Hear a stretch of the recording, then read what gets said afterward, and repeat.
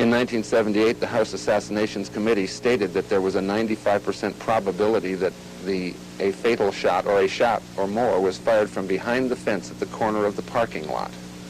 As you will see, the corner of the parking lot is right nearby this very location, and there it is. There's the corner of the parking lot.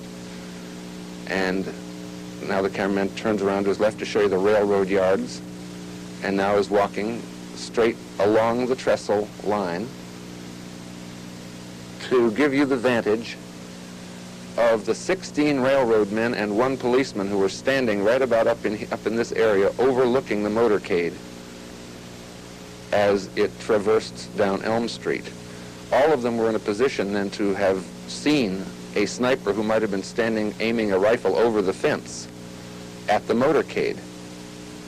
And it would have been a very dangerous undertaking and not a very well-planned one to have a sniper be shooting at the president from the front, simply unsteady on solid ground, aiming over the top of a fence, and then having to get away with the weapon after the shot was fired and not be seen by anybody. It was too much of an undertaking. Thus, where could the second sniper, the one who is purported to have hit the president in the right front side of the head,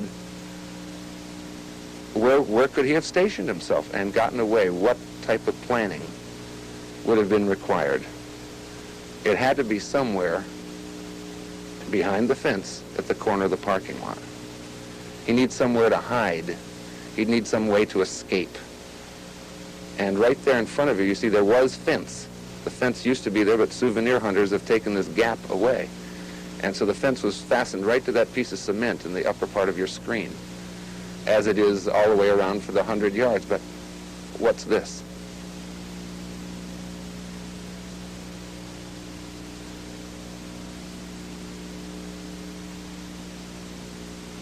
A 6-foot deep by 3-foot by 3-foot shaft, cement lined. You see the metal piece there that used to have a grate solidly affixed to the top of it.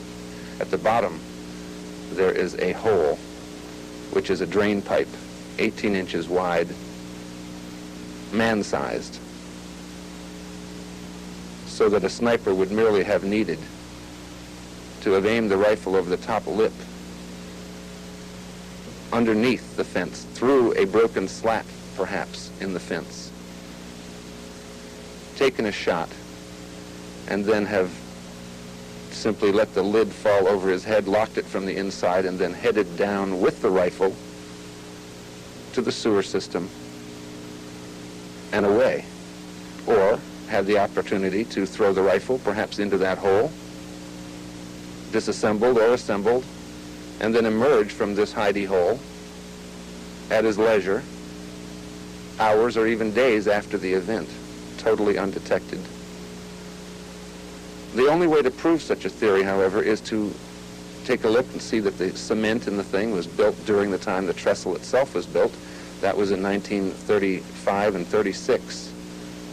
And then to aim the camera as if it were a sniper scope into the heart of the crime scene, and to see whether or not a matchup can be made with that known place in the killing zone where the bullet struck the curb and made the linear bullet mark, aiming in this direction. And now, if you will slow down the camera, slow it now, stop, bring that car back, and stop it a little further ahead so we can see the yellow mark. A little more, stop. Observe, the yellow mark is right at the tail fin of the car. And you notice to the left of that, you see the manhole cover. If the shot that had hit John Kennedy, as the Zapruder film indicates, was a shot from this location here, in other words, below the level of the fence, somebody sitting in the back right-hand seat in that car, as you can see in this photo, in this still, if their head were hit on the right side, the consonant autopsy and other films related to it would show that that's, of course, where the shot came from.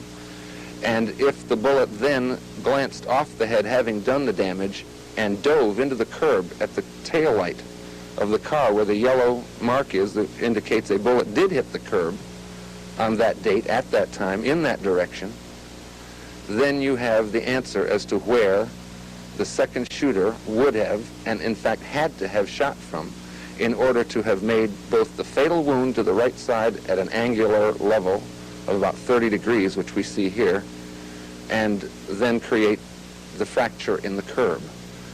And now if you let the car go,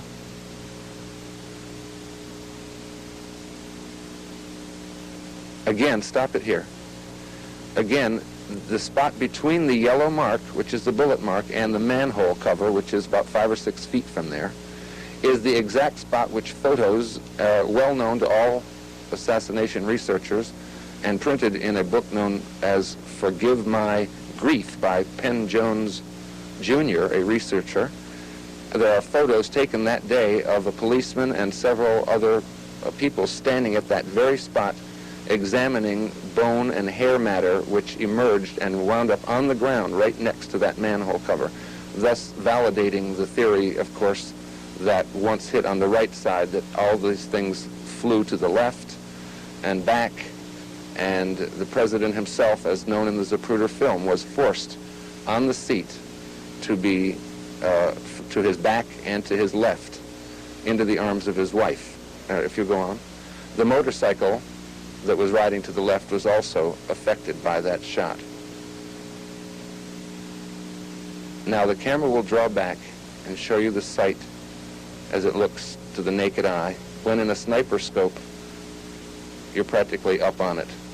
And now the last thing that we can do is get up from the spot and walk around to the area and show the viewer what the second gunman would have had to go through if he wasn't in that hole. If you'll hold on, I think he's going to turn back. Go ahead, let it go. Hold on. Stop it there. Where these tourists are standing in 1988, when this tape was taken, there's a parking lot here, still here. The trees you see there are very lush now. 25 years ago, they barely broke the cover of the fence. All right.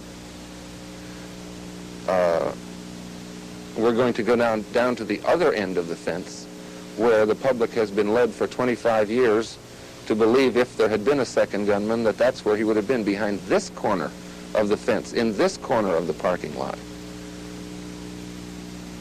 And prepare to stop it in a moment, as soon as we have a good view. All right, now, stop it. Bring it back. I want to see, that's it.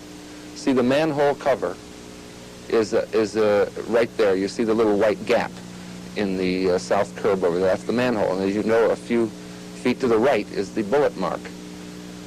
A shot from here would have been laterally, directly, straight at a 90-degree angle into the car. It would have affected the president's wife. It would have changed the direction of the bullet, and certainly it would have changed what is evident on the Zapruder film.